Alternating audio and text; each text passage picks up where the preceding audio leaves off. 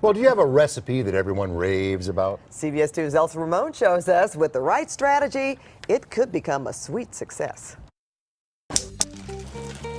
Meet Elizabeth Meditash, aka the Brunette Gourmet, a caterer with a sweet talent for baking. My fruit cobblers are a favorite. Like so many creative cooks, she's been told she needs to open her own shop, and she agrees. My aspiration is to be able to market them all. Rachel Shore receives the same kind of encouragement from fans of her unique, dairy-free, sugar-free frozen desserts. She's like a chemist at work, combining healthy ingredients into her frozen desserts, like this pumpkin apple pie with dark chocolate chips. It's something that is so unique and so different that it needs to be out there, and people love it. So what does it take to become the next Mrs. Fields? Have guts and perseverance. I'm here with research and development chef Andrew Hunter, who is going to tell these ladies what they need to do to get their product off the ground and running and marketing. And you said the number one thing, the first and most important rule is it's got to taste good. It's got to be delicious. Chef Hunter would know. He's worked with big companies like Kellogg's, Kikkoman, and Wolfgang Puck. And we'll start with Elizabeth. I love the crunch and the flavor of the topping, and then the fruit is really rich and luxurious. Chef Hunter's recipe for success? Focus on one product. In Elizabeth's case, the cobblers. He suggested she market 4 flavors, tried and trues like apple and peach, and a couple of seasonal flavors to shake it up.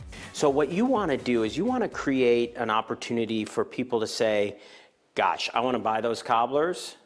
Which one do I want? Next, set your selling price. Elizabeth was selling her family-size cobblers for $8. I would actually encourage you to think about a smaller size, Right. and now start thinking below $4. With that in mind, Chef Hunter cautions, watch your costs. The cost of ingredients should only be 25% of the final price. On to Rachel's frozen desserts. Her pumpkin, apple, and cinnaberry flavors were all hits. Wow, that's delicious. Thank you.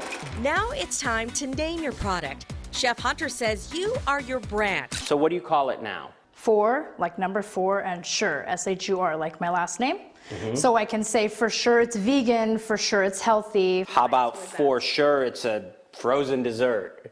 You know, I gotta know what's in there, right? The chef's last recipe for success? Turn to family and friends to help fund your budding business. Start locally at farmers markets and hand out samples. You gotta get them to try it, and once they try it, I'm confident that they would say, yeah, I'll buy that.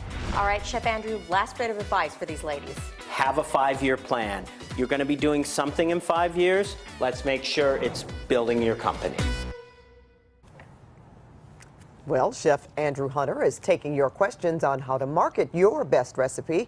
Just go to our Facebook page under CBS Los Angeles, post your question, and he will be responding personally.